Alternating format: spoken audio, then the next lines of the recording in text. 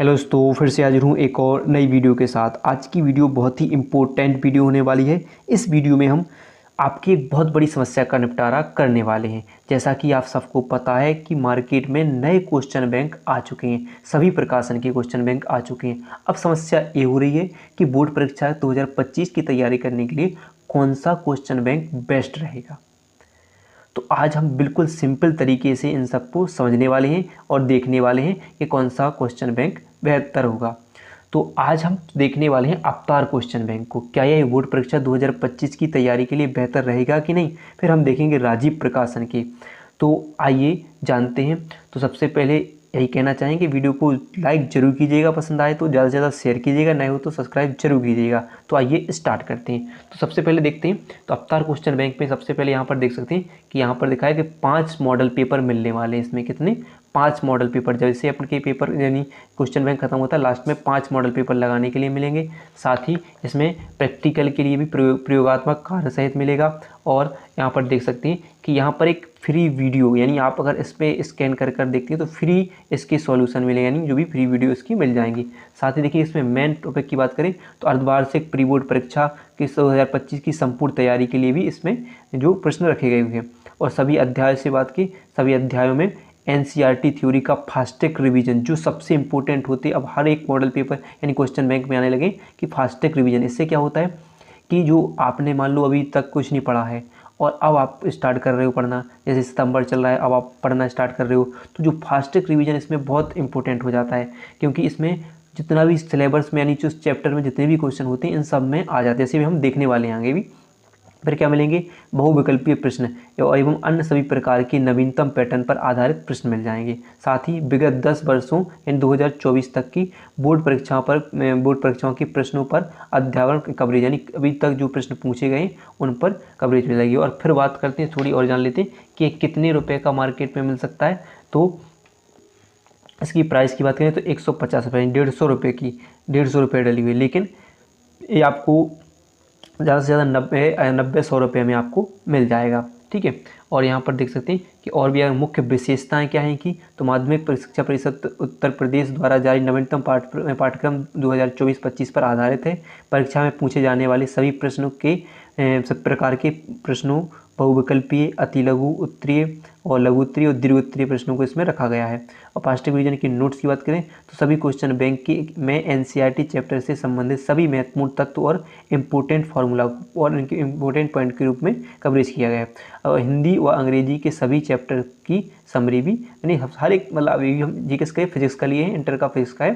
ठीक है, सभी प्रश्नों के मिल जाते हैं। अब देखिए इसके अंदर चलते हैं। तो अंदर देखने की बात, अंदर देखें तो आपको इस प्रकार देखिए, पहले तो यहाँ पर क्या मिलेगा कि यहाँ से इसके पाठ्यक्रम के बारे में दिया हुआ है कि कौन सा चैप्टर कितने अंक में पूछा जाएगा। जैसे यहाँ पर देखिए स्थिर वैद्युति कितने अंक का, 8 अंक का पूछा जाएगा। विद्युत धारा यानी दूसरा इकाई 7 अंक की, और तीसरी जो 8 अंक की। इसमें यहाँ क्या रखेंगे, ये सभी बता दिए जाएंगे कि कौन सा चैप्टर से कितने अंक के प्रश्न पूछे जाएंगे। फिर आगे बढ़ेंगे तो आगे देखेंगे कि चैप्टर यानी इसमें विषय सूची मिल जाएगी, कितने विषय हैं आपके, विषय सूची मिल जाएगी।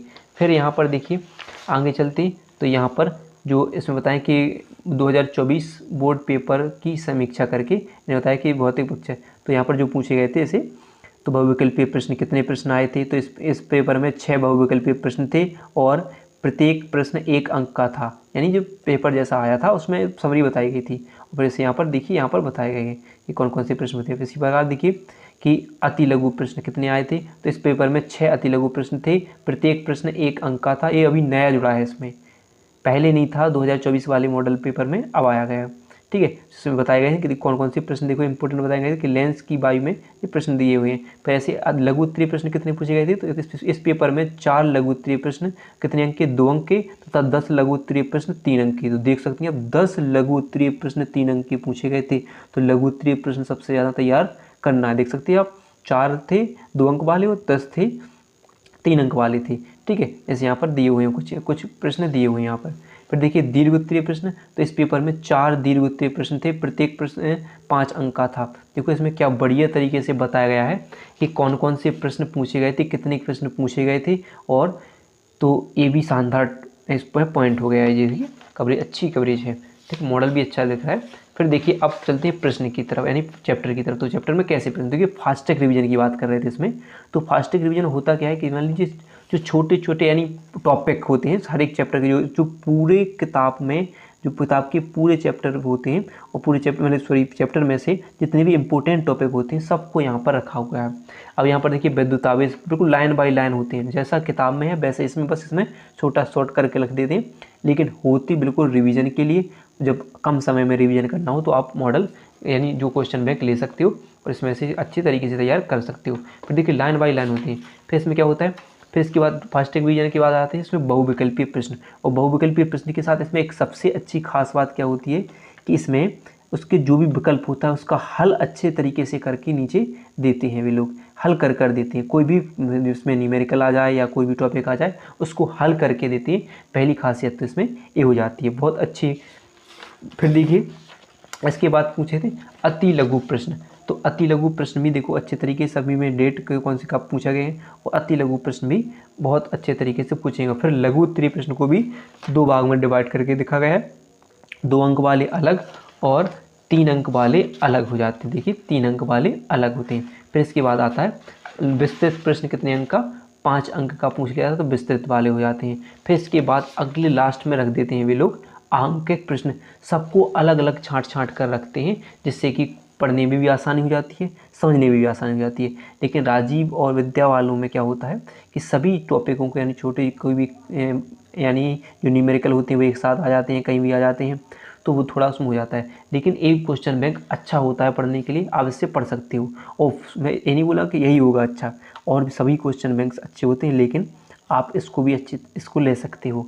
और अब फिर राजीव का भी आप जो चाहो आपकी मर्जी, लेकिन आप एक मॉडल पेपर बहुत बेहतर लग रहा है उसे, तो आप इसको खरीद सकते हो। ठीक है, तो ये भी क्वेश्चन बैंक बहुत बढ़िया क्वेश्चन बैंक है। और अगर बात की जाए राजीव की, तो राजीव का हम अगली वीडियो में राजीव के क्वेश्चन बैंक को देखेंगे कि वो किसमें कैसे प्रश्न पूछे गए हैं, उसको जानेंगे। ठीक है, तो अगर वीडियो पसंद आई हो तो वीडियो को लाइक और चैनल को सब्सक्राइब करना ना भूलिएगा।